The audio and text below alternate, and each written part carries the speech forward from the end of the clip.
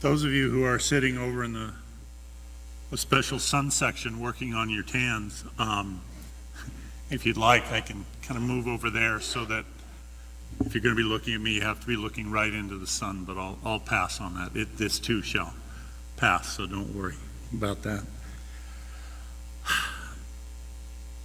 Boy, oh boy. Fun set of readings tonight, huh? We either get James, who is going off on those who are wealthy, and it was read very nicely, very clearly, very gently, but didn't really capture James's fire. He's mad. He wanted to get his message across. So we could focus on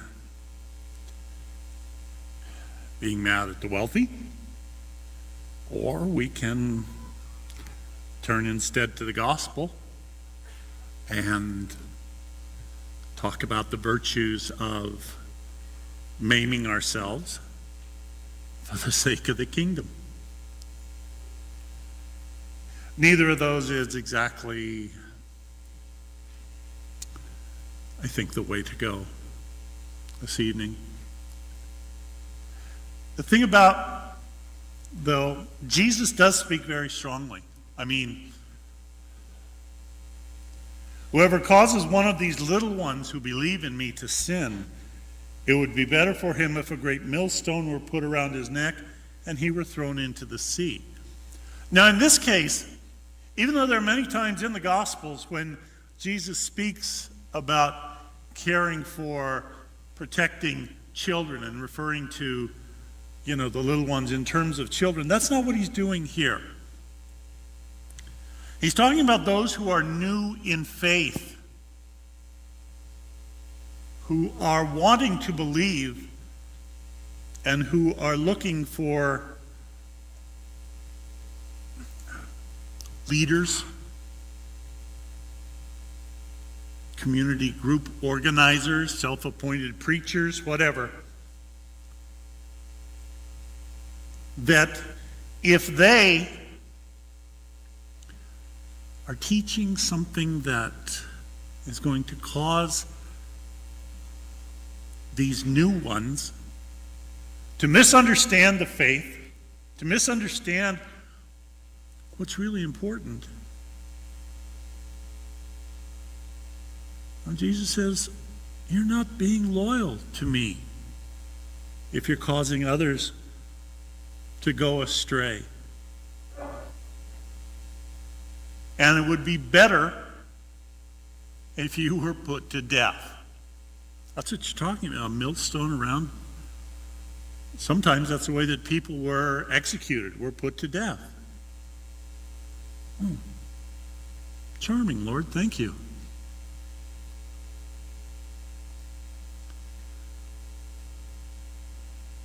But the challenge is always for us to put on the mind, the heart of Jesus, the mind of the kingdom, to be kingdom thinkers so that we can be kingdom builders. And that is hard for us to do because so very often the standards of Jesus, the ways of the kingdom, are so very different from our society's standards and values. The things that we have been taught are important.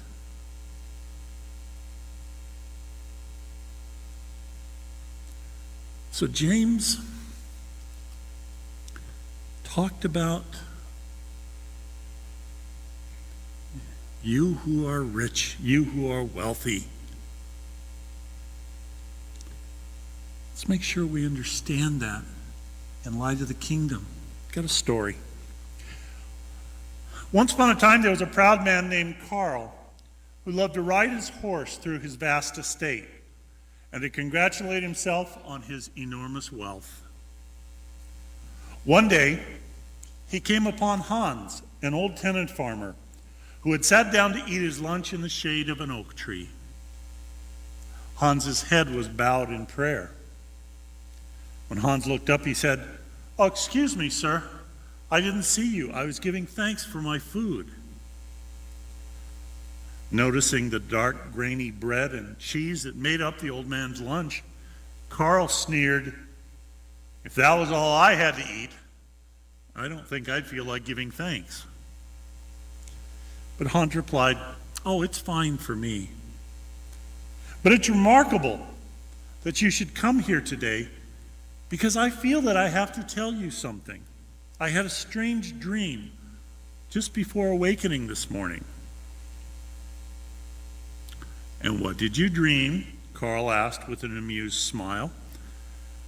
The old man answered, "There was beauty and peace all around, and yet I could hear a voice saying, 'The richest man in the valley will die tonight.'"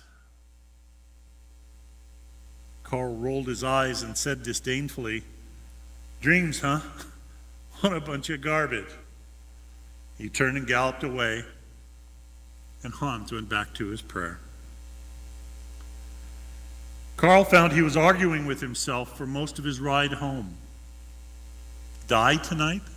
That's absurd. No use in getting myself all worked up. He tried to convince himself that the best thing he could do was to forget the old man's dream. And yet he couldn't forget it. He'd felt fine, at least until Hans described that crazy dream of his. Now he wasn't so sure he felt all that well. So that evening he called his doctor, who was also a personal friend.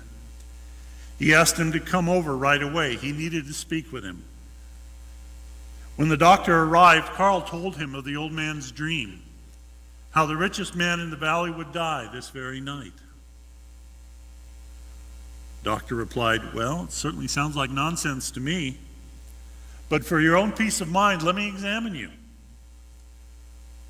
A little later, the examination complete, the doctor was full of smiles and reassurances. He said, "Carl, you're as strong and healthy as that horse you ride. There's no way you're going to die tonight." The doctor was just closing his bag when a messenger arrived out of breath at the manor door.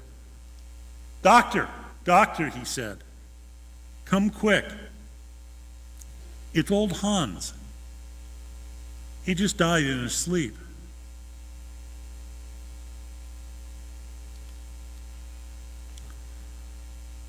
There's rich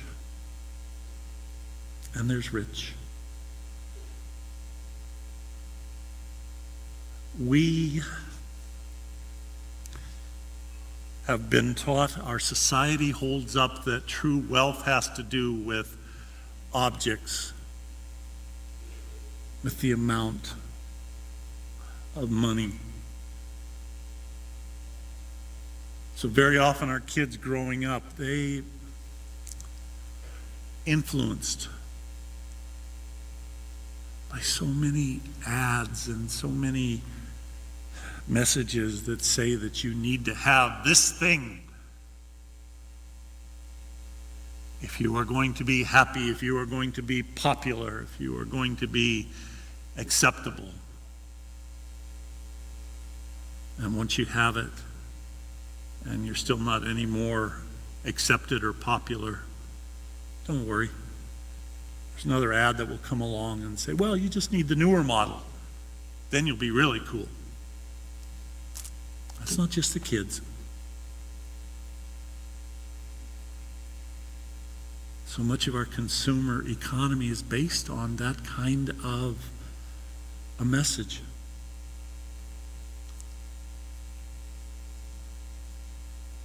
But again, we need to remember the way of Jesus. A group of college graduates, well established in their careers, were discussing their lives at a class reunion. They decided to go visit their old professor, now retired, who had always been an inspiration to them. During their visit, the conversation turned to complaints about stress in their work, their lives, their relationships. Wanting to be a good host, the professor went into the kitchen and returned with a large pot of hot chocolate and an assortment of cups. Some cups were porcelain, glass, crystal, some plain looking, some expensive, some exquisite. He invited each to help themselves to the hot chocolate. When they all had a cup of hot chocolate in hand, the professor shared his thoughts. Notice that all the nice-looking, expensive cups were taken, leaving behind the plain and the cheap ones. While it's normal for you to want only the best for yourselves, don't you think that might be the source of your problems and stress? The cup that you are drinking from adds nothing to the quality of the hot chocolate. In most cases, it's just more expensive, and in some cases, even distracts you from what you're drinking. What each of you really wanted was hot chocolate. You did not want the cup, but you consciously went for the best cups. And soon you even began to eye one another's cups. Now, friends, please consider this. The hot chocolate is life. Your job, your money, and your position in society, those are the cups. They are just tools to hold and contain life. The cup you have does not define, nor does it change the quality of life you are living. Sometimes, by concentrating only on the cup, we fail to enjoy the hot chocolate that God has provided to us. Always remember this. God brews the hot chocolate. He does not choose the cup. The happiest people don't have the best of everything. They just make the best of everything they have. Live simply, love generously, care deeply, speak kindly. Leave the rest to God. And remember, the richest person is not the one who has the most, but the one who needs the least. Enjoy your hot chocolate and your life.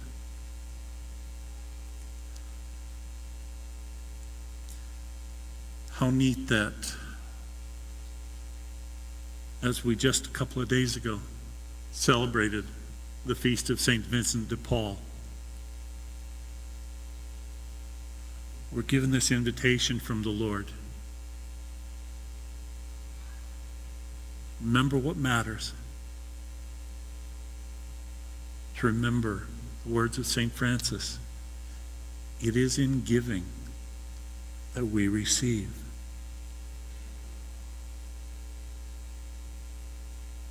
So maybe we don't need to chop off our hands and our feet and pluck out our eyes.